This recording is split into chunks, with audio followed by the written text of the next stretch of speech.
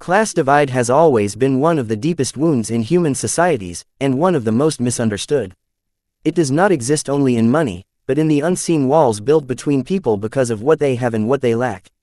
The story of a boy who grows up as the son of a cleaning lady among the children of businessmen, politicians, and wealthy families makes that wound very visible. On one side, there is the glitter of marble floors, cars parked at school gates, and expensive clothes stitched by designers.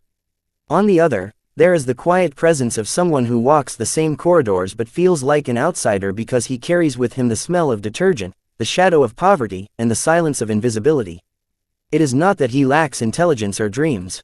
In fact, he possesses something far greater than most of his classmates, a mind capable of learning and mastering not one but 9 languages, a discipline that only hunger and necessity can create. Yet the world he lives in does not measure worth by what a person can do, but by what a person's parents can afford. To understand this divide, one has to see how privilege shields the wealthy from the struggles that sharpen the minds of the poor. The millionaire's son grows up in comfort, surrounded by tutors, traveling to foreign countries, living with access to resources, yet often lacks the pressure that pushes one to truly stretch the mind. He can hire translators, he can buy books, he can download expensive learning software, but his need to understand deeply is not urgent because the world has already opened its doors for him. For the son of the cleaning lady, however, the door is always half closed. He cannot walk through by name or status. He must earn entry through undeniable skill. Every new language he masters is like another key forged in fire, giving him a chance to step closer to equality.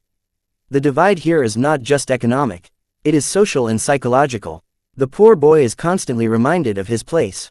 Students like Omar laugh at him, not because he is less intelligent, but because his background makes him easy to dismiss. He does not arrive in a car with tinted windows. He does not bring expensive gadgets. He wears the same worn clothes repeatedly. In the eyes of the wealthy, these are the markers of inferiority. Yet those markers are superficial. Beneath them lies a reservoir of hidden strength. Poverty often forces children to observe carefully, to listen instead of speak, to find value in silence and study. Where wealth teaches confidence, poverty teaches resilience. Where wealth allows arrogance, poverty trains humility. And humility, when paired with brilliance, becomes an unstoppable force. In the classroom, the dynamic is brutal. The teacher may unconsciously expect less from the boy with patched shoes. The other students may sit in groups, excluding him from conversations. The laughter at his expense is not merely cruelty, it is also fear disguised as superiority. The wealthy mock the poor because they fear what might happen if the poor prove themselves equal or greater. They cling to their status as if mocking others will protect it. What they cannot see is that true ability does not need luxury to grow. It often flourishes in adversity. The boy's knowledge of 9 languages is not just an academic achievement. It is a rebellion against invisibility. It is his way of refusing to be defined by his mother's job. It is the proof that the world's hierarchy of money does not reflect the hierarchy of minds. The contrast between the cleaning lady's son and the millionaire's son reflects a much larger truth about societies. Talent, intelligence, and potential are distributed equally among all people, but opportunity is not. The world praises the wealthy child for even the smallest achievements because they are visible, supported, and amplified. Meanwhile, the achievements of the poor are hidden behind their social class. A rich boy who learns 1 foreign language is celebrated and called gifted, while a poor boy who masters 9 is ignored until the moment his ability is forced into the open. The wealth gap creates not just inequality of resources but inequality of recognition. People see the rich boy as worthy before he proves anything. The poor boy must prove everything before he is seen as worthy. And yet, hidden talent has a way of creating shockwaves when it finally breaks through. When the poor boy stands up and speaks fluently in 9 languages, the silence that follows is more than surprise. It is the sound of collapsing assumptions. In that moment, the class realizes that wealth had blinded them. They had confused status with ability, arrogance with leadership, and privilege with intelligence. The boy's speech is not just words. It is the unveiling of a truth they did not want to face, that someone they considered beneath them has surpassed them in a field that demands discipline, patience, and brilliance. This divide also speaks to how deeply society undervalues the work of people like the boy's mother. Cleaning is seen as lowly, but without it, the shining school could not function. The children of millionaires walk on polished floors because someone else's mother spends her life bending down with a brush. Yet the son of that same mother can rise to a level of intellectual mastery that leaves the wealthy stunned. It is a reminder that dignity and intelligence are not inherited from money but from effort, love, and determination. The cleaning lady gives her son something the millionaire cannot buy for his own child: the hunger to rise above mockery, the patience to study for hours without applause, and the empathy that comes from living unseen. The divide between rich and poor often creates two different kinds of blindness. The rich are blind to the struggles of the poor, and the poor are sometimes blind to their own worth. When the poor child finally reveals his hidden talent, he does not just shock the millionaire's son. He shocks himself too, because for so long he has carried that burden silently, unsure if the world would ever recognize it. To speak 9 languages is to carry 9 windows to the world inside your mind. It means you can think in 9 different systems, dream in 9 different voices, and understand the beauty and pain of 9 different cultures. It is not simply knowledge, it is power. And yet, in the divide created by class, that power often sits unnoticed until it explodes into the open. The detail that makes this divide cruel is that both children are innocent at the start. Neither chooses to be born into wealth or into poverty. Omar did not ask to be the son of a millionaire, and Daniel did not ask to be the son of a cleaning lady. But society quickly teaches them their roles. Omar learns he is superior, that money gives him the right to laugh at others. Daniel learns he must hide, endure, and work silently. This unequal training shapes their characters. Omar's laughter at Daniel is not just childish cruelty, it is the echo of a society that has taught him to measure worth in gold rather than grit. Daniel's silence is not weakness, it is the armor he has built from years of being unseen. When we talk about class divide and hidden talent, we are really talking about the distance between appearance and reality. On the surface, Omar represents success, comfort, and leadership. In reality, his arrogance hides fragility. Without his father's wealth, he has little to stand on. On the surface, Daniel represents poverty, inferiority, and irrelevance. In reality, he carries within him the knowledge and skill to connect with millions of people across continents. Hidden talent is dangerous to the structures of class because it exposes the truth that the system is built on illusion. Once revealed, it cannot be ignored. The beauty of this kind of story is that it does not just stay inside the classroom. Every society has Daniels and Omars. Every workplace, every university, every neighborhood carries people who are dismissed because of where they come from, only to reveal talents that no one expected. The class divide makes those revelations more dramatic because it forces the talented poor to rise higher just to be seen at all. The moment of revelation is always shocking because it forces the privileged to confront their blindness. But for the one who carries the hidden talent, the journey has been long, painful, and filled with obstacles that others never saw. Humiliation is a powerful force that shapes memory more sharply than praise. When a child is humiliated in front of others, the sting of laughter, the burn of mockery, the weight of being treated as small, lodges deep into the mind. It can either crush a person into silence or forge them into something unbreakable. In the story of the poor boy and the millionaire's son, humiliation is not accidental. It is intentional, designed to remind him of his place, to make him feel that he is less than the others because of who his mother is. The laughter of the wealthy boy is not just a child's cruelty. It is an inherited arrogance, a performance of superiority that relies on the humiliation of another. Omar, the millionaire's son, uses laughter as a weapon because he knows it will echo through the classroom and turn the crowd against Daniel. The room laughs not because they all believe Omar's words, but because laughter is easier than challenging the hierarchy. They laugh to belong to the powerful side, to avoid being associated with the target of ridicule. Daniel, standing quietly, feels the weight of not just one boy's insult but the collective rejection of his peers. The pain of humiliation is multiplied when it touches family. Omar's insult is aimed not only at Daniel but at his mother, the cleaning lady. To mock her work is to mock her existence, to reduce her dignity to something laughable.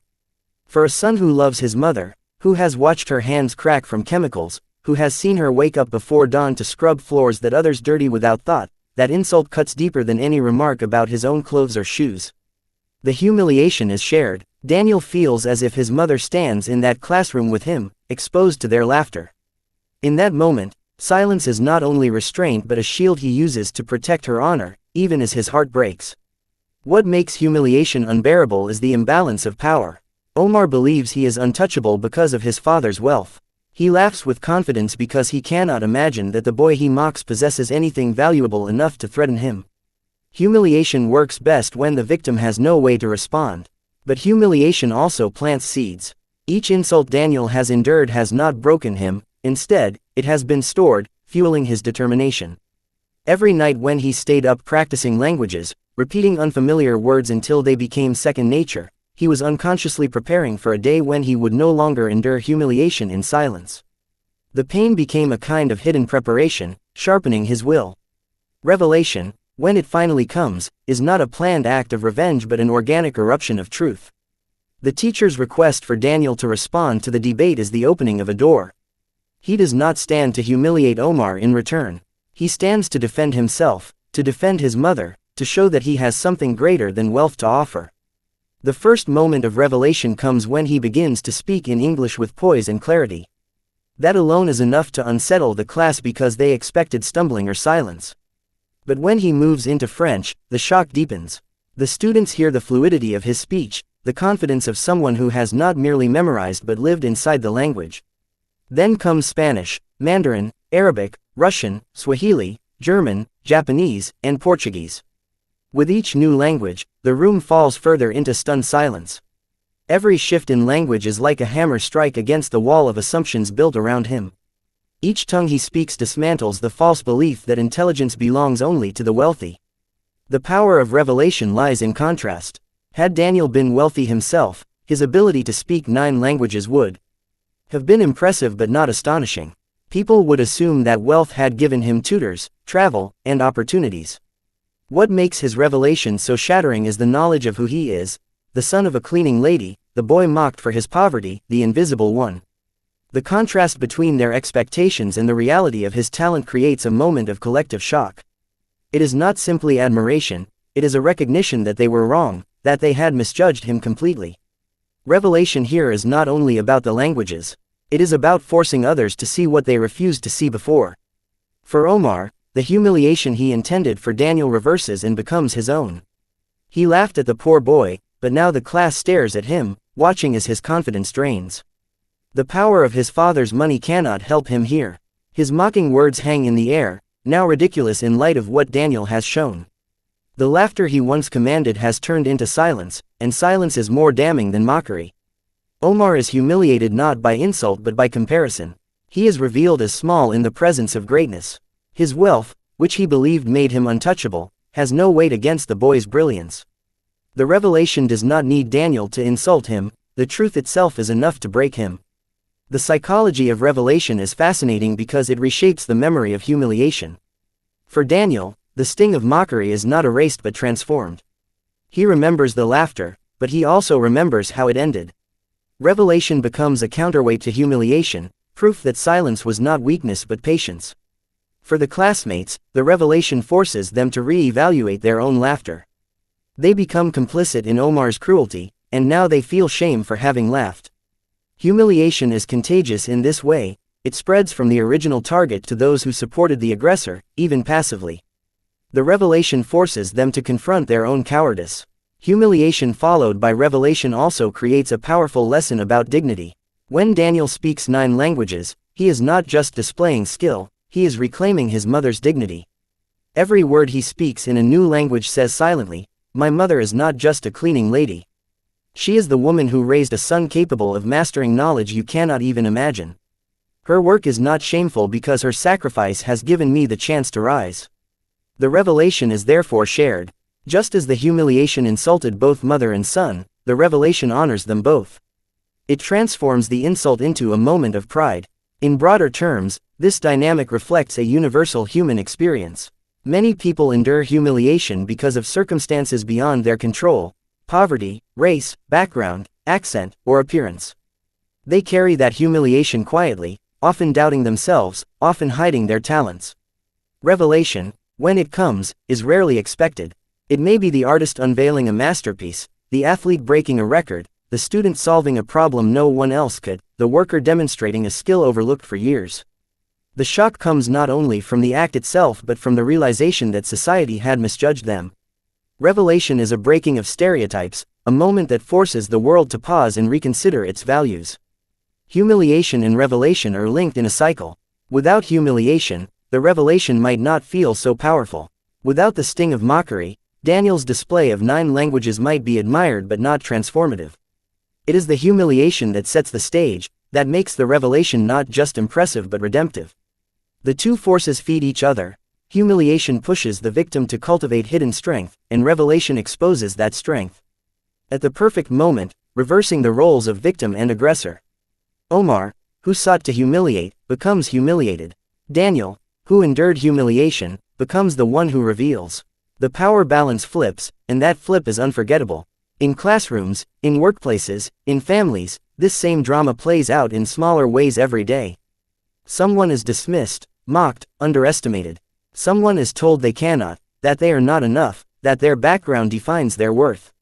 And then, sometimes suddenly, sometimes after years, they reveal what they have been building quietly, and the world gasps. The revelation is shocking precisely because it grows in silence, nourished by the very humiliation meant to destroy it,